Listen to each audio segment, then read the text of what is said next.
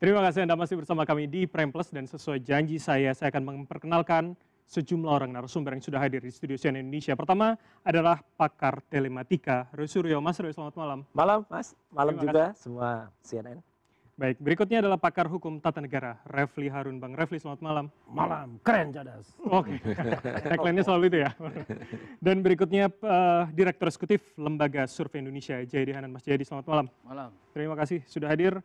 Saya bergeser sedikit, peneliti senior Drone Emprit, Ian Kurniawan. Mas Ian, selamat malam. Selamat malam Mas Bram. Terima kasih. Sama-sama. Dan yang terakhir yang ada di studio, Ketua Relawan Solidaritas Merah Putih, Sylvester Matutina. Bang Sylvester, Selamat malam Mas Bram, selamat malam CNN, selamat malam Bapak-Bapak.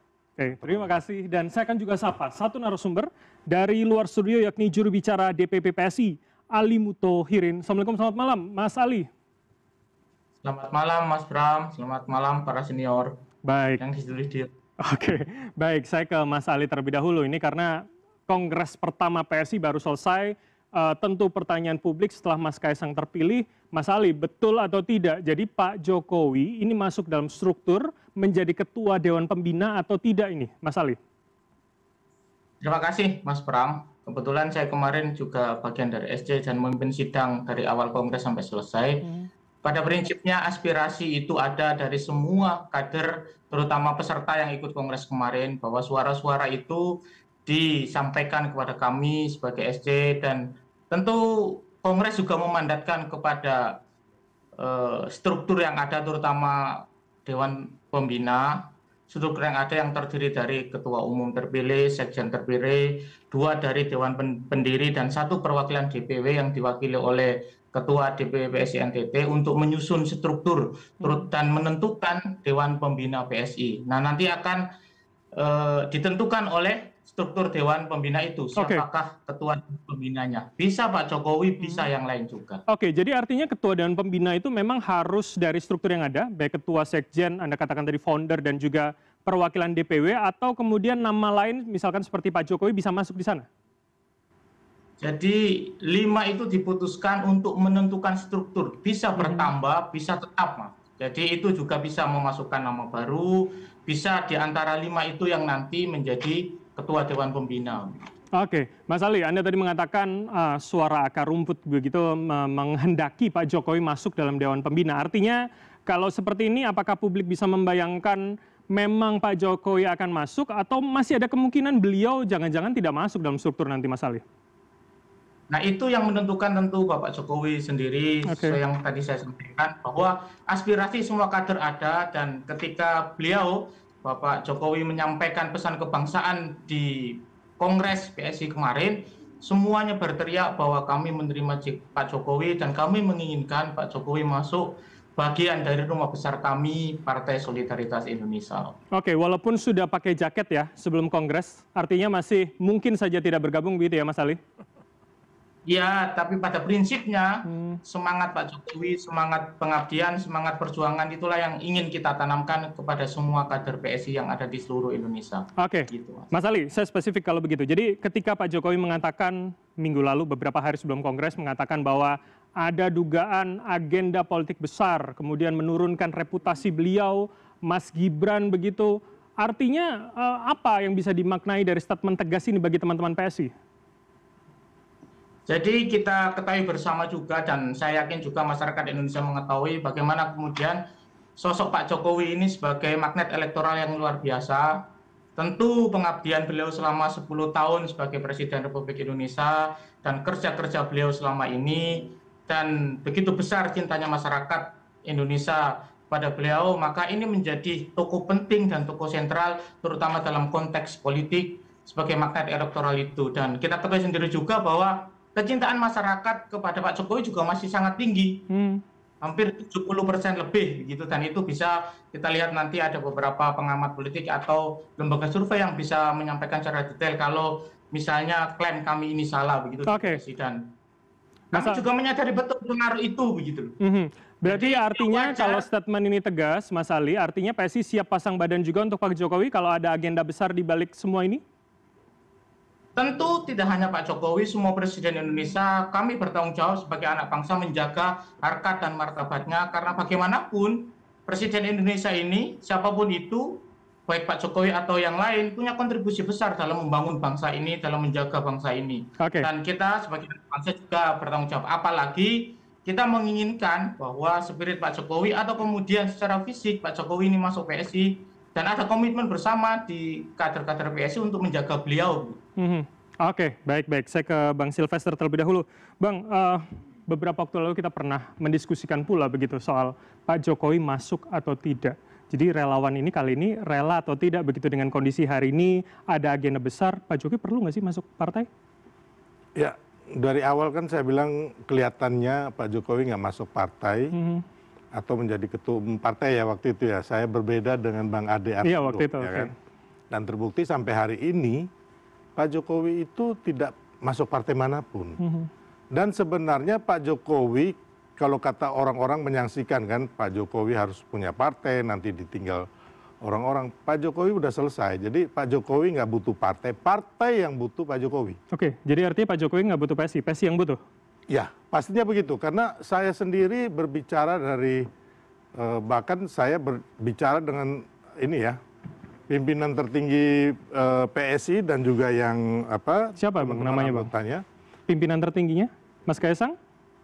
Pokoknya ada lah. Ya kan? Jadi intinya saya bertemu mereka, mereka bahkan minta saya dan teman-teman relawan untuk memujuk Pak Jokowi masuk PSI. Tapi kan kita bilang tadi kan bahwa itu kan dari Pak Jokowi sendiri. Tapi kan kalau kita melihat bahwa saya mengatakan bahwa Pak Jokowi ini sudah selesai sebagai sudah mencapai tahapan tertinggi dari seorang politisi. Paripurna begitu ya? Ya, jadi intinya dan kita melihat bahwa Pak Jokowi ini lebih baik di atas semua partai. Gitu.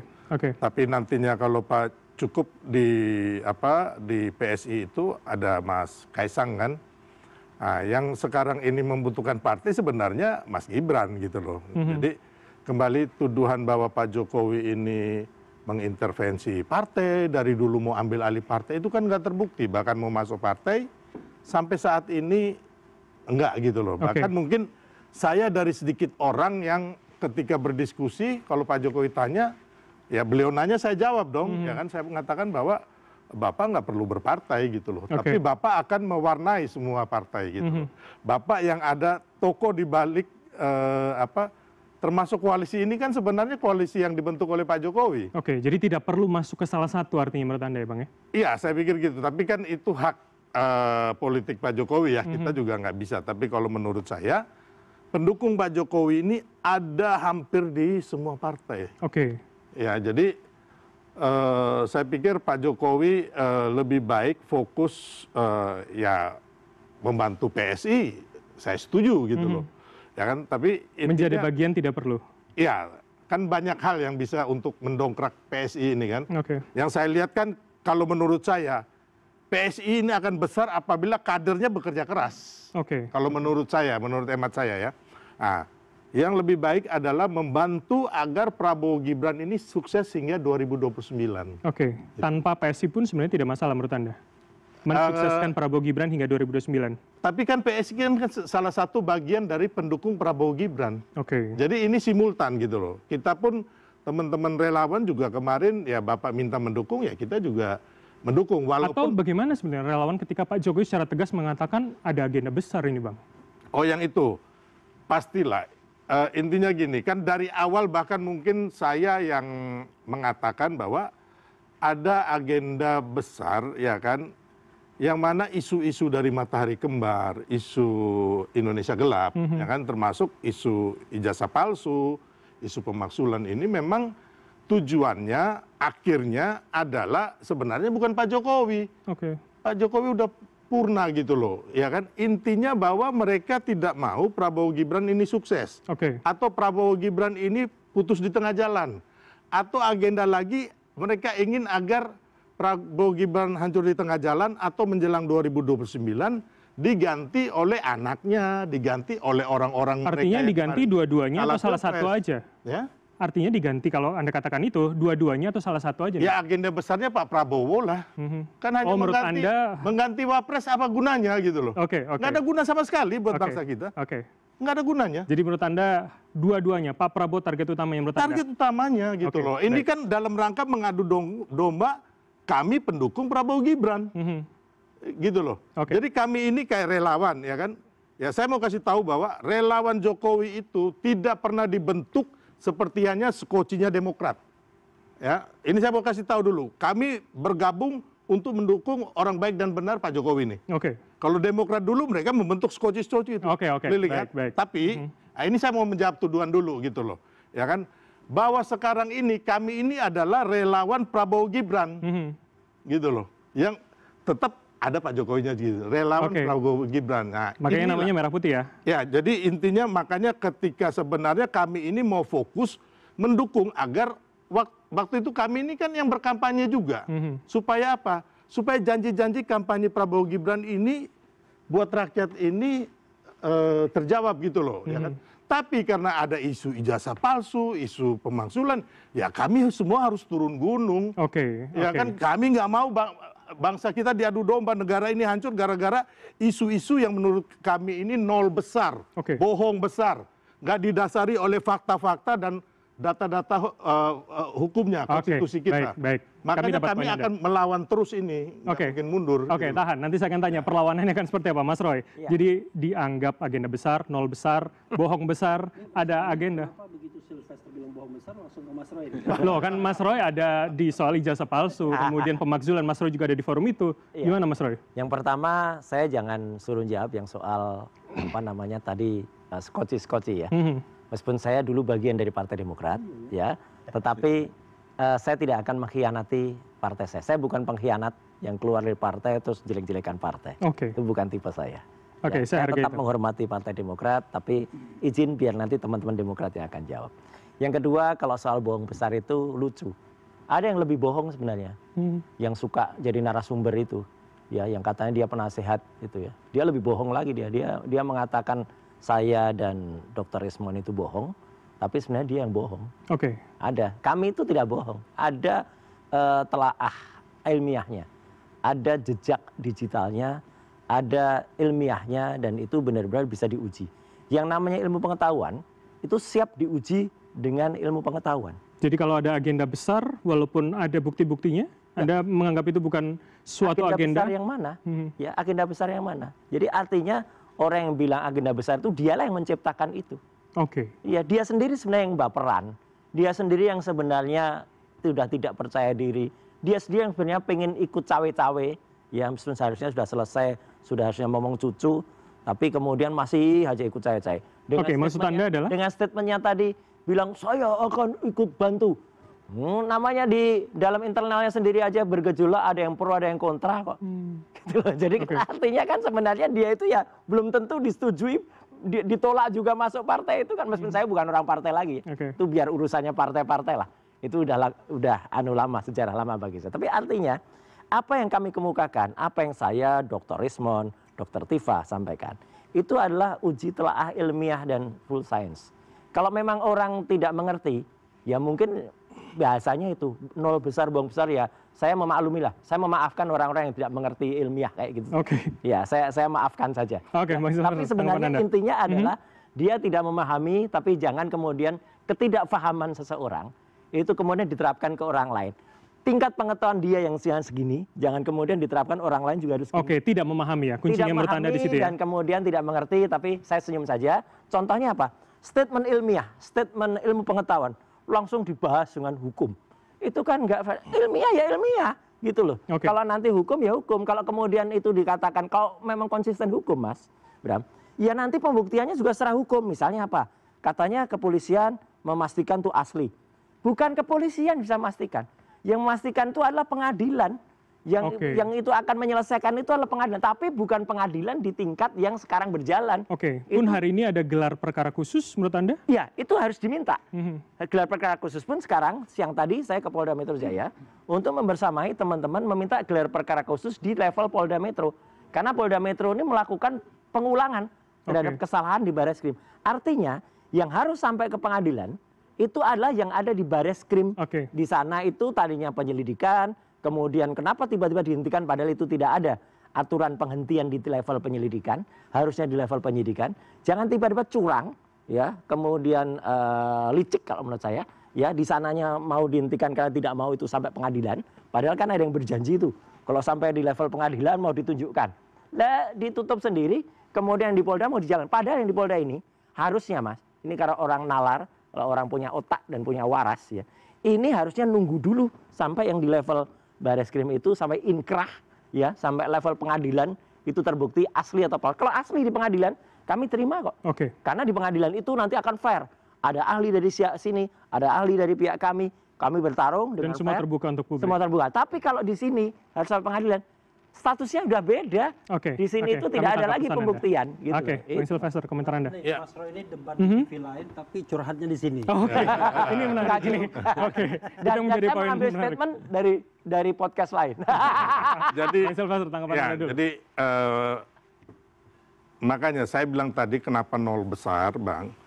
Karena yang diteliti oleh peneliti, jadi Mas Roy ini kadang bisa jadi peneliti, penasihat hukum, semua lah bisa ya.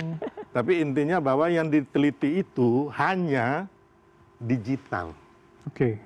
Bukan ijazah original, analog, otentik, asli, atau yang palsu. Mhm. Jadi selama ini yang mereka teliti ini hanya digital, Mas. Tidak melihat langsung maksud Anda. Ijazah Pak Jokowi. Bukan ijazah yang original, yang palsu atau yang original. Terus yang kedua, ada yang lucu lagi. Ya kan? Teman-teman ini kan menggugat UGM. Jadi intinya UGM yang dituduh memalsukan. Sebelum tahun 2005. Gak pernah ada tuduhan itu. Enggak. Oke. Loh, makanya ada gugatan, Mas. Logikanya ada gugatan di PN Solo dan PN Sleman. Itu loh ya. Ini turut clear nih. terbuka. Ini fakta hukumnya ada, Mas. Enggak, turut Anda nggak terbuka. bisa bantah, ya. Bukan nggak Bentar. bisa bantah. Saya Orang hukum aja ngomong nggak dulu, bisa mengerti baru kok. Mas Roy. Itu turut tergugat bantah. itu bukan yang digugat. Mas Roy, nanti abis itu Mas Roy bantah ya. Ya. Biar saya bicara dulu. Orang hukum nggak ngerti hukum. Oke, Ya, tahan dulu. loh. Silakan Turut Mas tergugat Sylvester. kok digugat tuh loh. Ya, nanti Iya. Nanti ya. Oke. Jadi intinya Silakan, Mas Bang. Roy, ya kan, bahwa teman-teman ini, ya kan, mengatakan bahwa ijazah itu makanya mereka sampai mengeruduk UGM segala. Tahun 2005 dipalsukan. Tiba-tiba lagi muncul Bitor, ijazah ini dipalsukan di Pasar Pramuka tahun 2012. Bukan hanya ijazah, mungkin akte kelahiran, segala macam kecuali SKCK ya, untuk Pilgub Jakarta. 2012. Mhm. Nah, ini kan hal-hal yang menurut saya nggak masuk logika dan nalar, ya kan? Nah, memang kembali lagi, saya sepakat bahwa nanti yang memutuskan pengadilan, gitu loh. Tapi kembali lagi kan UGM yang mengeluarkan ijazah sudah mengatakan asli, Oke. termasuk Bareskrim, ya kan? Kalau saya hanya melihatnya itu, kenapa? Saya bukan peneliti seperti Mas Roy, Mhm. ya kan? Jadi kalau Jadi dia logika timeline itu ya yang maksudnya. ini logika anak kecil aja gitu Oke, loh, ya kan? Jadi ya kalau menurut saya, makanya sampai saat ini Mas Roy, Anda, grup Anda siapapun mau bilang apa? Menurut saya fakta-fakta, data-data, kami orang hukum mengatakan nol besar. Oke. Nggak bisa maju. Oke, kami tangkap pesan Nggak Anda. akan bisa maju. Termasuk pengadilan itu sudah berapa kali itu NO, ya kan? TPUA yang di Bareskrim juga kemungkinan besar ya pasti selesai. Jadi menurut Anda tidak perlu ke pengadilan sebetulnya? Yang ada ini adalah nanti kita lihat. Makanya saya bilang ini isu pemaksulan dan isu ijazah palsu ini sudah game over. Oke. Kalau menurut saya. Tinggal telenovela dan drama-drama nanti Mas Roy mereka jadi naik sidik, ya kan? Ada tersangka, ada terdakwa, ada narapidana. Itu drama-drama ini yang akan kita nikmati. Oke. Makanya saya sekarang santai-santai gitu loh. Santai ini bos. Karena saya lihat ini udah ada nih. Bukan saya ahli nujum gitu loh. Tapi perkiraan Anda seperti Ya. itu ya, bahwa itu. Mas Roy, tanggapan Anda? Ya, saya aja bukan orang hukum, ngerti kalau yang di Solo itu tergugat pertamanya siapa. Ya, bukan UGM. UGM itu turut tergugat. Dari baca itu aja orang hukum nggak ngerti itu katanya. Ya, itu aja udah lucu, ketawa betul saya. Ya, saya bukan orang hukum loh ya. Saya aja bisa mengerti yang dimaksudkan Pak Dr. Taufik itu yang digugat siapa. Satu. Tidak pernah ada kami itu menuduh UGM itu pembuat ijazah palsu. Enggak. Kami justru kasihan kepada UGM ya, yang kemudian menjadi turut terlibat di sini turut kemudian mengakui sebuah ijazah yang sebenarnya bukan milik dia. Gitu. Itu aja. Dan kami itu pulang ke kampus tanggal 15 April itu, Mas. Jadi itu kampus saya.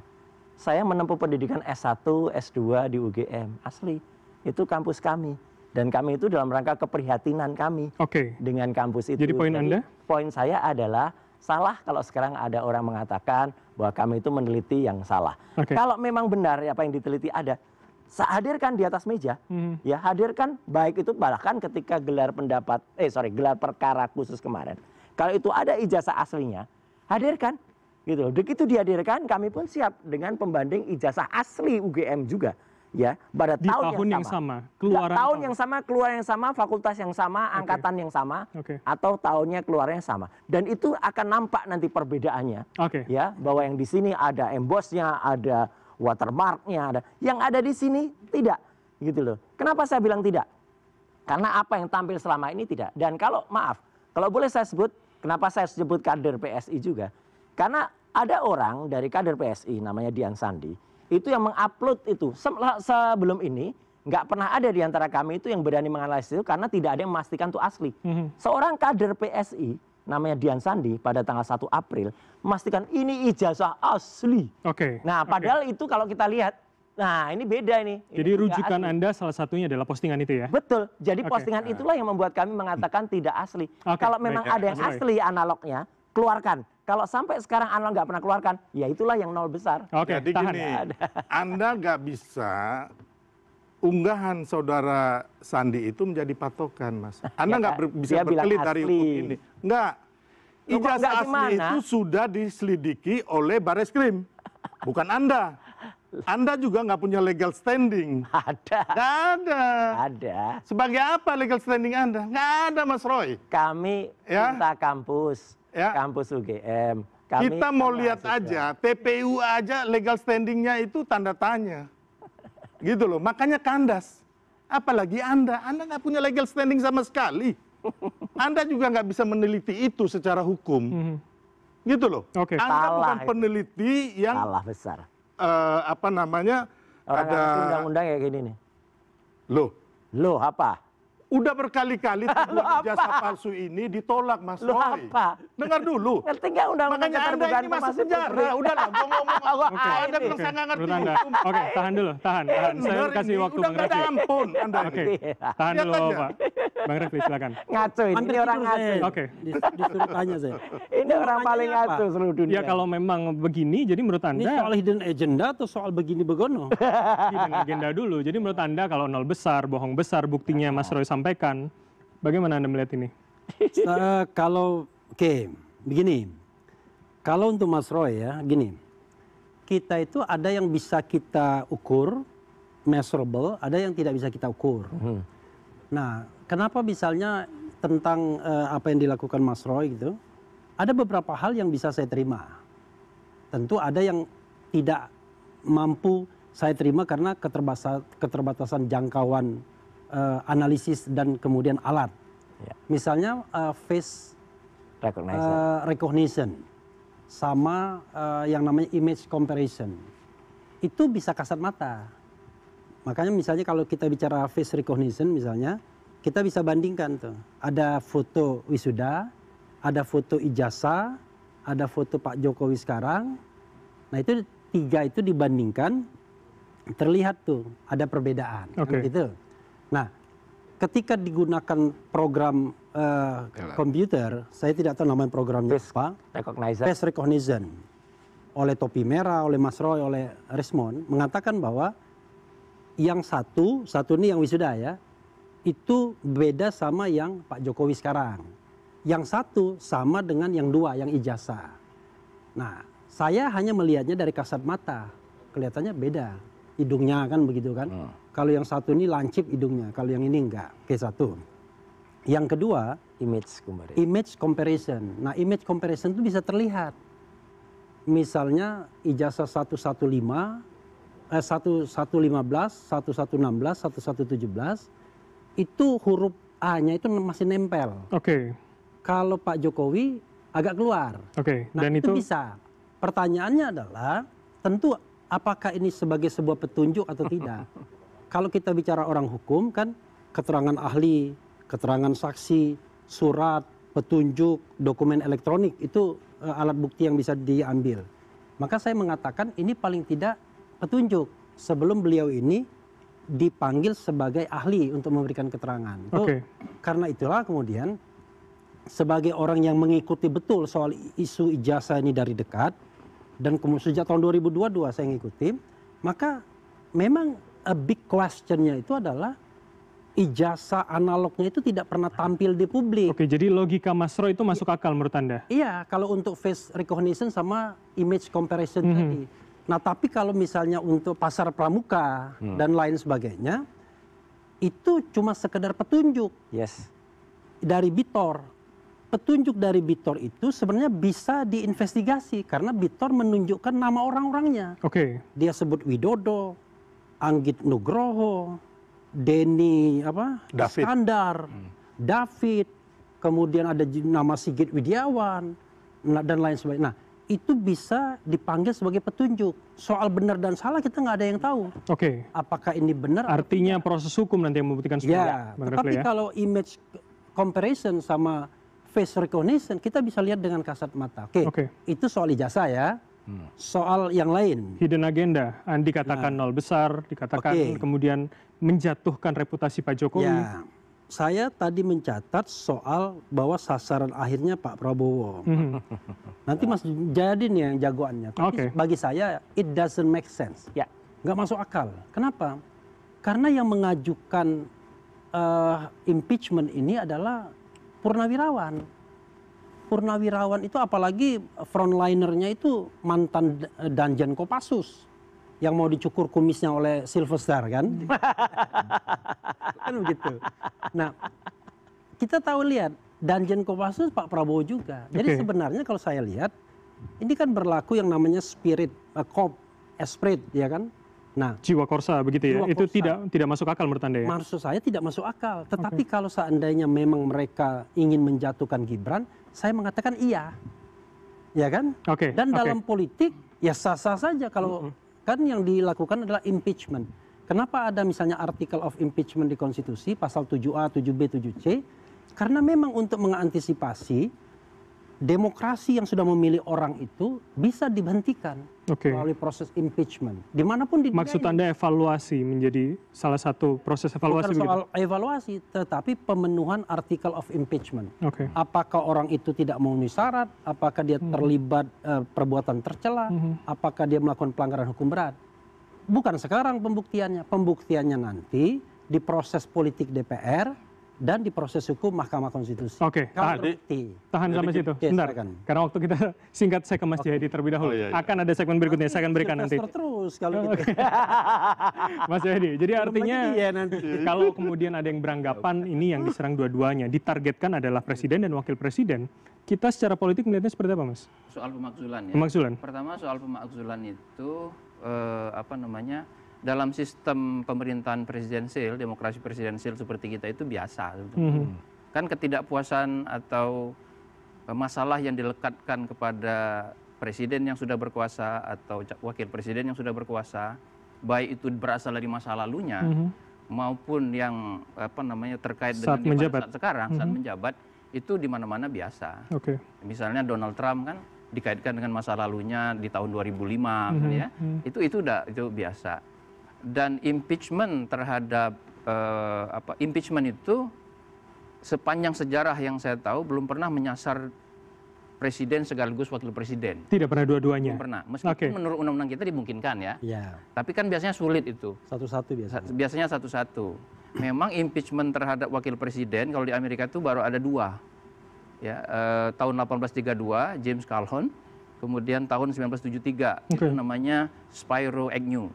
Dua. Kebanyakan impeachment itu terhadap presiden, terhadap wakil presiden. Tapi itu berarti dengan kata lain upaya untuk mengimpeach wakil presiden itu bukan hanya di Amerika, di Paraguay ada, di Ekuador ada gitu. Itu biasa aja. Tinggal masalahnya kan pembuktiannya, itu aja. Ya. Dan kalau misalnya dikatakan ada agenda politik, ya impeachment itu kan peristiwa politik, ya kan? Usulannya prosesnya, peristiwanya itu kan agenda politik. Ya tentulah itu politik kan. Jadi tidak salah disebut ada agenda politik. Ya gitu. Jadi karena itu kalau menurut saya kita lihat objek impeachment-nya apa? Oke. Apa presiden, apa wakil presiden. Tapi kemudian kalau saya membaca di suratnya dan yang beredar Purnawirawan TNI, para purnawirawan itu kan dengan jelas dikatakan mempertahankan Prabowo sebagai presiden, kira-kira gitu ya. Mendukung ya. Kemudian yang kedua, baru kemudian meminta wakil presiden di-impeach. Jadi kalau lihat dari apa yang disampaikan oleh para purnawirawan itu jelas tujuannya ke wapresnya. Tidak mungkin akan berentetan begitu target besarnya adalah presiden. Kalau sekaligus dua, mengimpeach satu aja sudah tidak mudah. Apalagi mau dua-duanya itu akan energi yang lebih besar dan prosesnya akan sangat panjang. Oke, jadi menurut Anda itu tidak mungkin hanya satu saja targetnya ya? Iya, kalau lihat dari yang beredar itu targetnya wakil presiden, dan saya kira masuk akal juga kalau mereka menarget itu karena memang diakui atau tidak diakui kan ada beberapa soal loopholes ya, kelemahan masuknya Gibran sebagai calon wakil presiden kemarin. Misalnya MK dengan jelas mengatakan ada problem etika. Ketika itu kan bisa jadi jalan masuk secara politik. Pelanggaran. Itu kan bahasa hukum, ini bahasa politik. Pelanggaran berarti problem dong. Baik. Kami dapat poin Anda. Ya, itu. Jadi artinya tetap ada celah menurut Anda ya seharusnya. Lalu beredar juga isu dari Bung Refli juga nih antara lain isu perbuatan tercela. Fufu-fafa. Oke. Lalu 99,9%. Saya tanyakan itu. Saya kan cuma menyampaikan fakta yang sudah muncul ya. Yang ketiga kemudian ada juga kalau dari para purnawirawan kan ada tuduhan atau ada soal bukan etika, soal korupsi yang dilaporkan pelanggaran konstitusi. Yang satu lagi ketidakmampuan. Ketidakmampuan. Nah, kebetulan semua yang saya sebutkan itu ada di konstitusi semua. Jadi orang itu baik presiden maupun wakil presiden bisa di-impeach karena perbuatan kriminal, termasuk pelanggaran konstitusi, perbuatan tercela atau ketidakmampuan. Dan beberapa wakil presiden di beberapa negara lain itu misalnya di Ekuador atau Paraguay itu sebelum di-impeach sudah di-remove atau dia mundur karena alasan ketidakmampuan itu, misalnya itu. Jadi akan panjang, energinya juga terbuang banyak begitu menurut Anda ya? Agnew Shapiro yang saya sebutkan tadi, Spiro Agnew yang saya sebut tadi, wakil presiden Amerika zaman Nixon loh, tahun 73. Itu sebelum di-impeach-nya diproses dia mundur duluan. Lucunya tahun 74 Nixon diancam impeach juga. Sebelum diproses impeach dia juga mundur. Itu contoh. Jadi sebetulnya peristiwa ini peristiwa ketatanegaraan biasa. Tinggal lagi bagaimana kita berargumen bahwa memang itu dimungkinkan secara politik maupun secara hukum. Karena proses impeachment di Indonesia itu kan melibatkan dua itu sekaligus. Dia peristiwa politik, tapi harus ada pembuktian hukum. Di MK pula nanti ya, begitu ya. Oke. Kami juga akan membahas bagaimana tanggapan dari netizen terkait dengan isu terkait dengan Jokowi. Tapi usai jeda berikut ini.